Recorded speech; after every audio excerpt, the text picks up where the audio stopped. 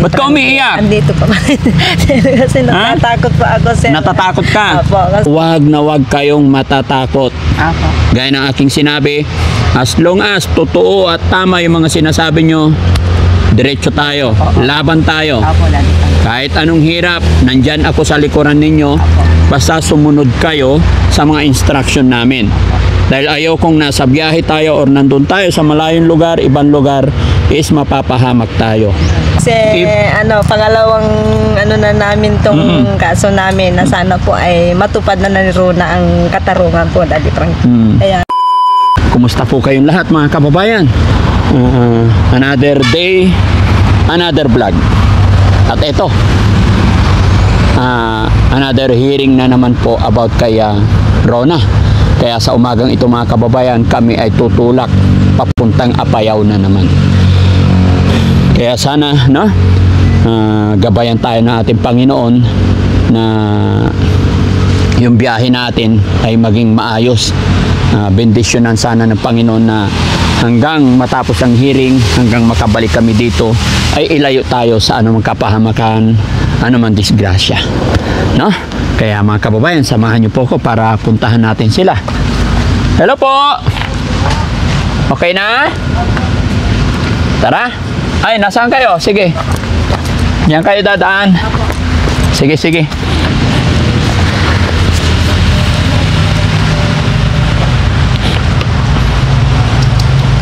Lahat ng papel, dala nyo na? Opo. Okay. Ano yung unan mo? Ano yung bag?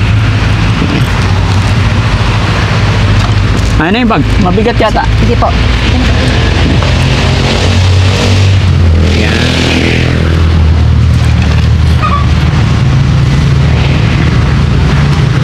Okay ka na, Rona? Opo. Nag-almusal ka na? Opo, tapos Ano ulam? Ha? fish po. Ah, fish. What kind of fish? Galunggong. Si nanay naman, okay ka lang, nay? Opo. Nakatulog kayo ng maayos? Opo. Ready na kayo? Sana pag umaalis tayo ng bahay, sana nagpipray din kayo Opo, nag-pray naman po kami. para bigyan tayo ni God lakas ng katawan, talas ng isip. Hilingin nyo rin kay God na sana matapos na itong problema ninyo. Lagi naman, Daddy Frankie. Very good, no? Paalala ko lang, wag sana kayong ma-open sa akin. Opo, Daddy Frankie. Hihilingin nyo yung kay God, yung kaliwanagan lahat, Opo. para makapagsimula na kayo, makapamuhay na kayo ng normal. Kasi hindi po biro-biro at hindi maganda yung ganito lagi. Opo. Although ito ay hindi natin ginusto at ito ay pagsubok. Diba?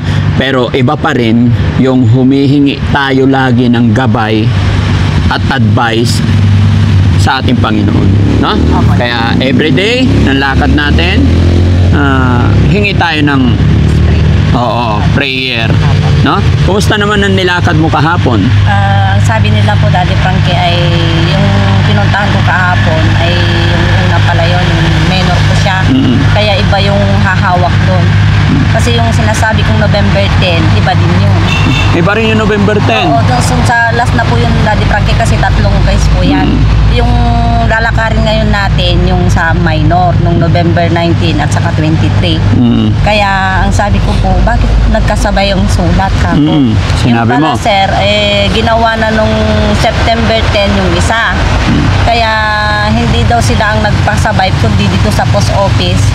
Kaya naisabay yung isang sulat. Oo. Kaya yung isa po ay iba kasi iba ang hahawak. Sir, sa kaso, dalawang... Ganun ba talaga yun? Hindi ba pwedeng iisa ang pagdinig ng Hindi lahat? daw, sir, kasi mas lala daw yung dalawa sa minor. Sige. Kaya ang sabi ko, natakot kami dito kung pwede lang po hihingi kami ng kahit man lang subaybay sa amin pagpunta namin doon. Sabi ko, bakit? Tinatakot ba kayo? Sabi niya. Sabi ko, hindi naman po, parang nahalata lang namin na iba ang kilos. Sabi ko namin, Daddy Frankie. Pero ang sabi nila, yung palang DSWD na sumama sa amin noon, contact pala nila para tulungan kami doon. Kaya wag niyong ikasama, sabi nila, Daddy Frankie, Kasi yung DSWD contact namin. Pero ang sabi ko, parang iba ang halata namin doon sa DSWD kasi ganito, sabi ko, yung biyanan kong lalaki saka DSWD, parang magkampi sila, sabi ko. Pero sabi nila, Daddy Frankie, huwag kang matakot sa DSWD kasi pag kumampi sila sa kabila, sila din ang kakasuhan kasi DSWD dito magkakumpay para sila. Hindi, sa akin naman walang problema sa DSWD. Opo. Kaya nga kinakausap ko sila maayos. Tama yung sinabi nila dito. Opo. DSWD doon at DSWD dito, talagang ano, Opo, kumpay. Ano sila? oo, nagko-communicate sila para mapaayos yung case. Opo. Pati yung bag, di ba? Opo. So, At saka ang inaayawan ko lang, yung pupunta pa tayo doon sa barangay nila. Kaya nga po, yun ang... Yun ang hindi ko gusto. Kasi may kinuha kaming binigyan nilang pinansyal, sabi ko kahapon. Eh sabi ko, bakit papunta pa kayo doon? Bakit hindi pa niya nakuha noon? Sabi niya gano'n. Hindi na namin nakuha kasi nagmadali na kami umuwi. Late na kami sa oras nung bago tayong pumunta dati pang sinasabi nilang Oh, pinansyal. so ngayon wala nang DSW din pupunta-puntahan sa barangay, ha? Wala na daddy, pero sila na ang sasama sa amin. Pupunta na lang doon sa mismong pag-uusapan natin. Kasi tatawag na lang sila para sila lang titingin sa amin. Oh. Tsaka, Kasi hiniling ko na yung kung maaari lang po dito, Oo. tayan kami. Kasi Oo. may nakikita kami mga ibang kilos. Oo. Eh ang sabi, kung may nakikita man kayo, picturein nyo, i-blatter para dito ay maanohan kayo ng mga pulis. Kasi wala din naman kami armas. Yun ang sabi nila kahapon. Kasi parang natatakot kami. Buhat ng umandar tong kaso ni Rona po, lagi pong may naano namin sige na motor minsan. hindi nga totoo yun? Opo, Daddy Frank. Baka umiihi lang. Hindi po, nakita namin nung isang araw, nakita ang asawa ko dito po, nakamotor na nakatingin sa amin dito. Nung pumunta yung asawa ko dyan sa taas, biglang tumakbo, walang plate number, naka-helmet po yun. Kaya ang sabi nila doon, talagang totoo yan, sabi ng DSWD, Daddy Frank, kasi nga may hinuhuli daw dito ng mga drug user. Ngayon mga ibang case, mga nandito daw, kaya sabi niya, kung mayroon man kayong makita, picturean nyo, tapos ipunta nyo dito sa pulis agad at i-blatter natin para matulungan kayo ng safe para sa bata. At sabihin mo sa anak mo na huwag masyadong lalabas-labas kasi nga umaandar na yung kaso. Oo. Yun Diba po. yun yung sinabi ko sa'yo? Opo. Habang umaandar ang kaso, hindi tayo pwedeng mag-entertain basta-basta na hindi importante. Opo. Lalo na't hindi natin kakilala. Opo, Daddy. No? Limited yung pakikisalamuha muna natin as of now hanggat hindi natatapos, no? Opo, Daddy. Tsaka may kasabihan nga, the more you talk, the more mistake. Opo. So yun nga, limited yung pakipag-usap natin. Huwag tayo magbibigay ng mga info napapanood mo sa TV. Opo. Ito inaakusahan. Opo. Pag tinanong ayaw magsalita, Opo. ang sagot, kausapin nyo lang ang attorney ko. Opo, Daddy. Parang ganun, kukuha ka ng idea. Opo. Kasi tayo, kung salita tayo ng salita, yung mga binibitawan nating salita, pwede nilang gamitin yon laban sa iyo mismo. Opo, Daddy Frank. Okay? Opo. Naintindihan mo, Corona? Opo. Pero hindi porket sinasabi ko yan, kumbaga itinuturo namin or sinasabi namin sa inyo yan para may idea at alam kayo. Opo. Pero wag na wag kayong matatakot. Opo. Gaya ng aking sinabi, as long as totoo at tama yung mga sinasabi nyo, diretso tayo, laban tayo. Opo, Daddy Frank. Kahit anong hirap, nandyan ako sa likuran ninyo, basta sumunod kayo sa mga instruction namin. Dahil ayaw kong nasa biyahe tayo or nandun tayo sa malayong lugar, ibang lugar, is mapapahamak tayo. Hanggat kaya nating umiwas sa mga problem, gulo, yun ang gagawin natin. Kasi napakadaling pumasok sa gulo, pero mahirap lumabas. At pag nandun ka na sa point ng gulo, mga lalaki rin tayo lahat. So mahirap, hindi natin alam kung anong pwedeng mangyari. Di ba? Opo, Daddy Frank. Kaya maraming salamat po at ngayon na naman po ay nandito na kayo na naman ulit. Maraming salamat po kasi nakikita namin na para na po kayong nagsasawa sa amin, sir. Sa pakiramdam ko lang po, sir. Kaya Maraming salamat po. Nararamdaman mo nagsasawa na kami? Opo, parang nararamdaman ko parang nagsasawa ka na, sir, kasi sa mga text namin minsan hindi mo sinasagot, kaya nakikita ko po. Pero kailan ako sumagot sa'yo, talagang hindi ako basta-basta sumasagot. Kaya- Pero pag na-receive ko, pinapasagot ko si Sam. Kaya maraming salamat, Daddy. Ba't ka umiiyak? Andito pa. Kasi natatakot pa ako, sir. Natatakot ka? Opo, kasi pangalawang na namin tong kaso namin, na sana po ay matupad na ni Rona ang katarungan po, Daddy Frank. Kaya sana po wag kayong magsawa. Feeling mo lang yun. Pagpatuloy. Ha? Pagpatuloy niyo po yung notice. Yung feeling mo, ilihis mo dito, going straight. Ha? Gaya ng sinabi ko, basta sumunod ka lang sa instruction ng DSWD, attorney mo, at second motion, yung payo namin. Nalaman ko na kahapon na yung palang DSWD na ay doon ay talagang kinuntak nila kahapon. Yun lang talaga ang hindi ko nagustuhan. Opo. Yung last na hearing natin pagpunta doon, yung papupuntahin mo pa ako sa mga barangay para may pag-usap, yun ang ayaw ko talaga. Talagang inaanin ko na rin po na talagang kasalanan natin yun. Kaya pasensya na po, Daddy Frank. Okay na, hindi, no problem. Hanggat nakikipag-cooperate ka sa amin, hanggat nagsasabi ko yan ng totoo, nasa likuran nyo kami. Apo, Daddy. Pero gaya na aking sinabi, kung hindi ako nakapag-reply agad-agad, walang message na dumarating sa'yo, huwag mong iisipin na nagsasawa kami or umiiwas kami. Hindi. Apo, Daddy. Isipin mo, hindi lang po kayo ang inaalagaan namin. Marami tayong alaga dito sa shelter. Lalong-lalo na ngayon, kasagsagan ng paani ko sa bukid. 3,000 sack of rice, palay, ang inuwi namin this week.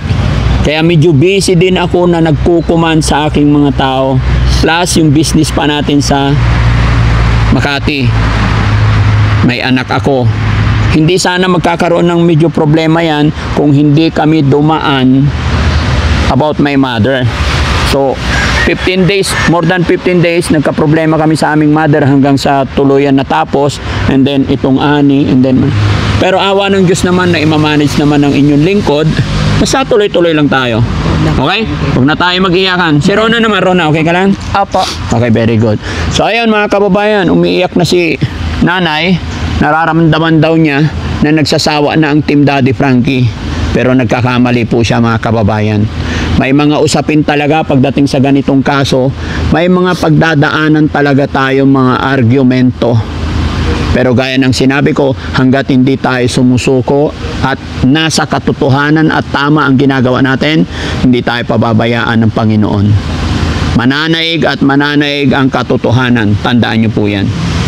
Si Daddy Frankie, nasa katotohanan lang at nasa gitna lang ako. Ha? Hindi ko tolerate yung mali ninyo. Kung may mali kayo, sasabihin ko talaga.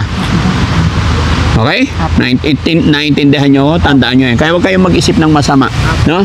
Tsaka lagi nyong isa sa alang-alang, yung biyahe natin, hindi biro-biro. No?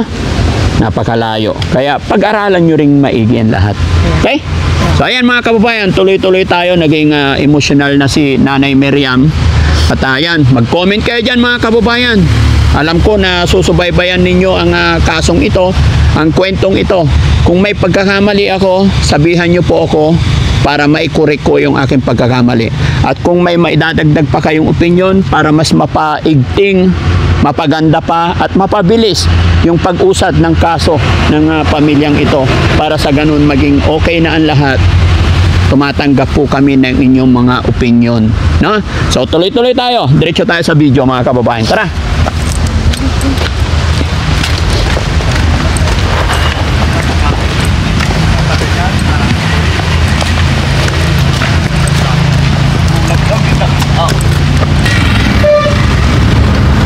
Okay. Okay? So ang kasama nyo dyan, si Sam at saka isang cameraman ha. Doon ako sa kabilang sasakyan. Okay lang kayo dyan. May radyo naman. Okay? Dito tayo sabi. Sige, close. Ayan mga kabarangay, no? Iba yung mga sasakyan na gamit namin ngayon. At nagdalawang unit kami ngayon. Pero walang problema. Dito yung mag-ina. Dito ako sa kabila. Pero may radyo naman, no? So, God bless po. Ingat tayong lahat mga kababayan. Gaya na aking sinabi, gabayan sana naman ng Panginoon ang biyahe natin. Maraming salamat.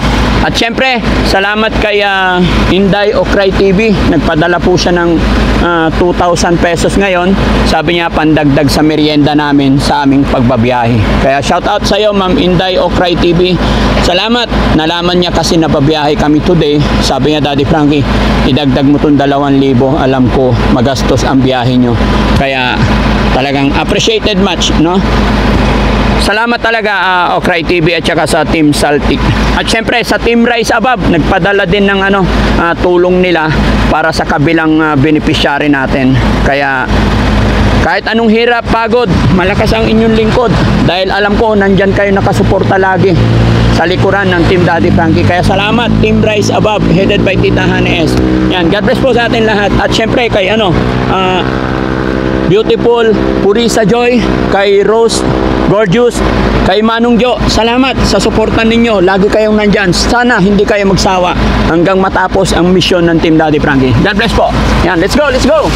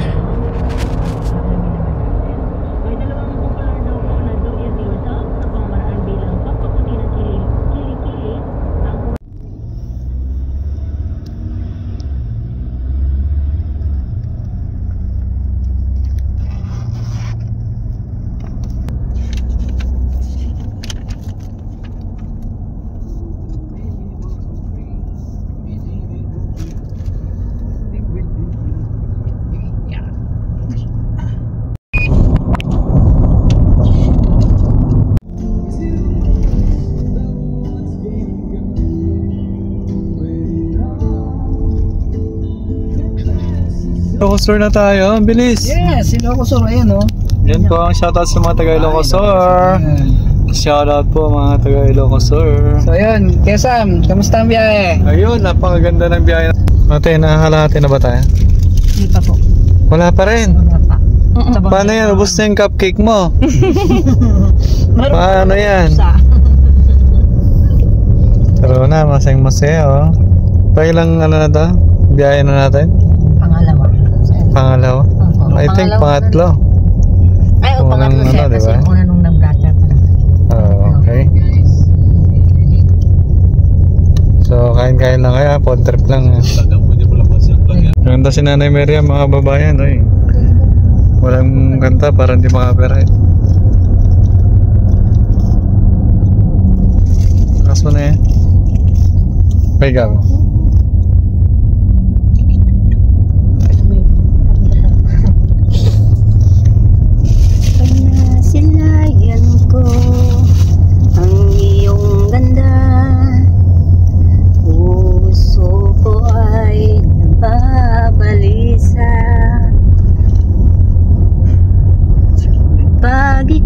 Katabi, ako'y di mapakali.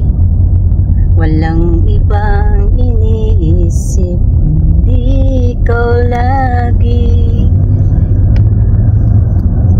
Sinubukan ko, ika'y kalimutan. Ngunit hanggang ngayon, di ko makakayanan. Pagkat ikaw ang laman ng puso ko't isipan, sa araw at gabi, ikaw ang dahilan. Di ako makatulog sa kakaisip sa'yo, pagkat ikaw sinta, ikaw ang dahilan. Ano ko kaya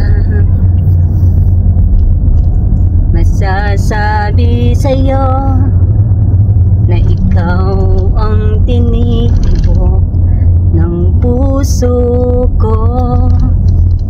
Aking nadarama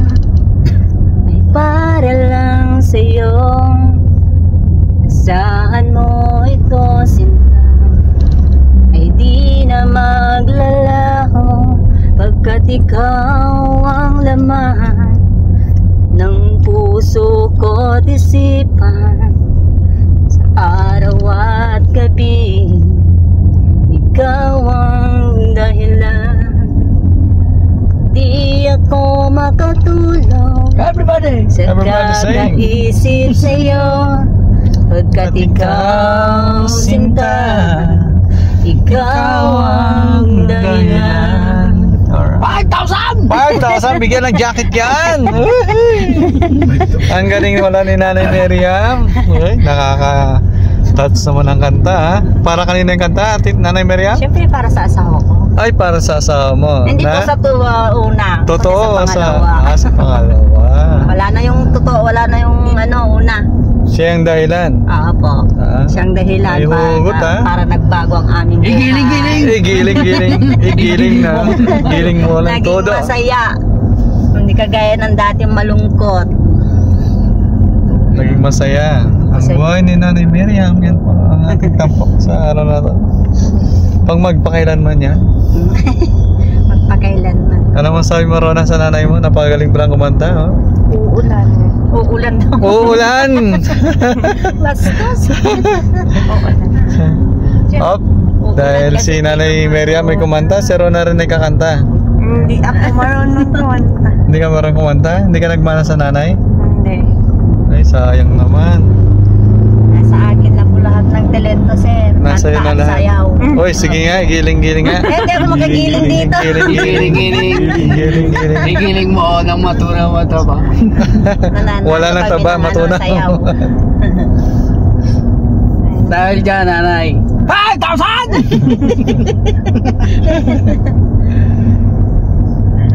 Nanalo kami ng sayaw na. Galing naman, alright. TikTok mo yan? Opo. TikTok siya.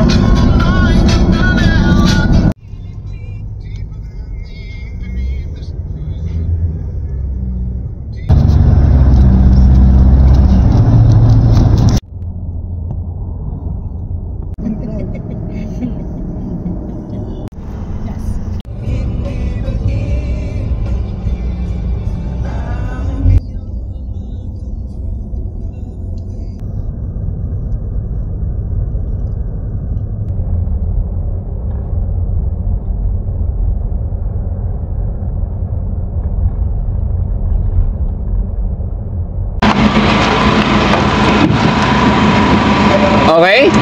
Baba na po.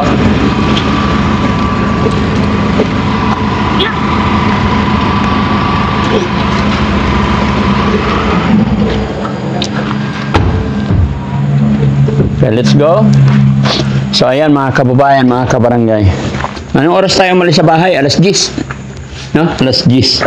And then, ngayon andito kami kung saan kami magpapalipas ng gabi mga kababayan. 10:15. Kahit anong gawin namin talagang 12 hours talaga lagi. No? Tara, tuloy kayo. Pasok kayo. Naipag-usap ng isa nating staff dito. Tapos inaayos yung mga room. So dito muna kayo. Upo muna kayo dito. Ate, pahinga lang muna kayo dyan.